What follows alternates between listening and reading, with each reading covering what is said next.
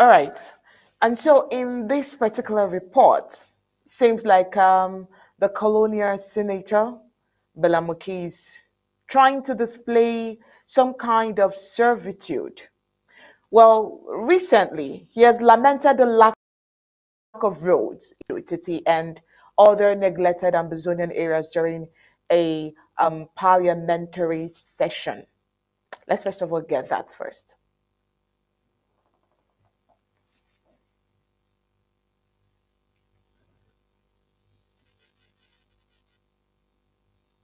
Who are present with us here tonight, my concern and focus is tied to a primary school story. For those of us English-speaking Cameroonians who are here, if you enter the class to make a story, you say, boys and girls, are you ready to hear my story? They will say, yes, what is your story about? My story is about roads. And if the Southwesterner wants to talk in this country, the first outcry is roads. Mr. Minister of Public Works, I want you, with all due respect, to understand the cries that are coming from this house tonight. They are reflections, a perfect reflection of the cries of the average Cameroonian. The question most Cameroonians have for you is that our ministers who are charged with the duty of taking care of the road network in our country, do they circulate in this country by air or by road? How can it be that the economic capital is not properly connected to the national capital of our country? What image are we giving to the world?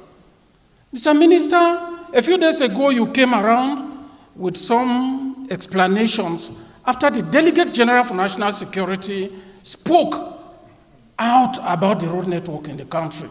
Yes, Mr. Minister, as I said with all due respect, have you ever lost a relation because of bad roads, Mr. Minister? When the head of state visited Boya and people put their complaints to him, he made a statement I will never forget. As a YCPD militant, the head of state said the crown cannot be happy when the cottage is not happy. Mr. Minister, everyday Cameroonians are dying because of bad roads.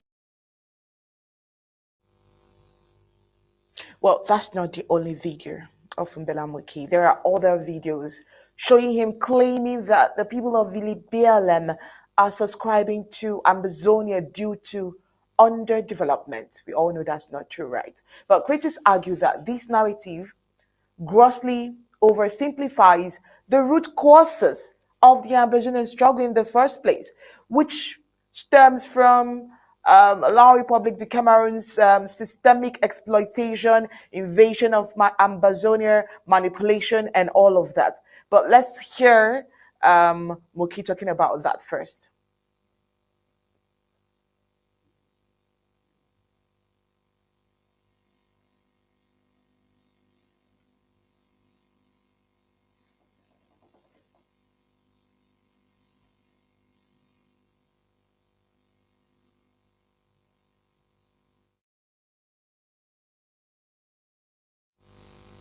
Okay.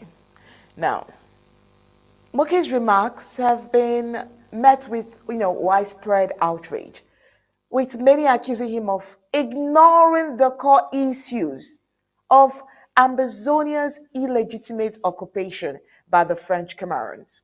Instead of addressing the present concern, Moki and other colonial senators like Ngole and Abobala are seen as maintaining the illusion of representation within a colonial framework. And why now, if you may ask? Why now that the elections are around the corner? Can this be genuine?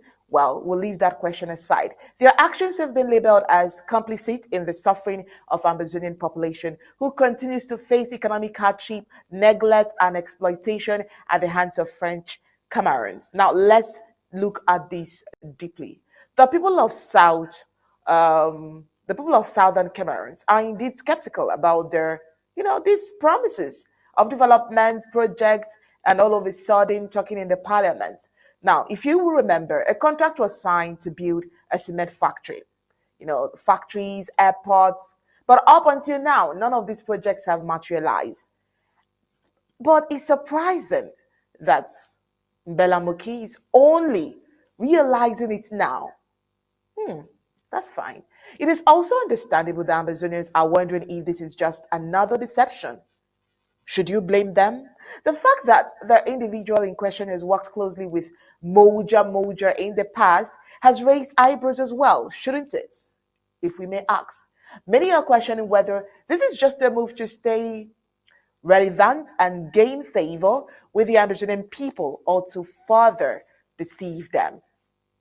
The issue of underdevelopment in Amazonia is a long-standing one. Is about the order of the day. The lack of basic infrastructure, roads, of course, is a major concern.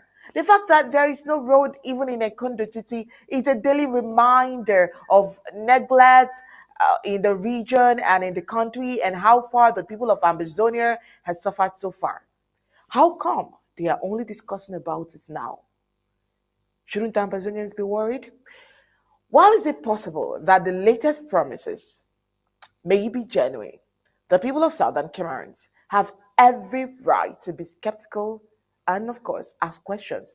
They have been let down over and over again. It's going to take more than just promises, parliamentary talks to regain the trust, especially not in the wake of elections popping up and Amazonians gaining momentum for independence.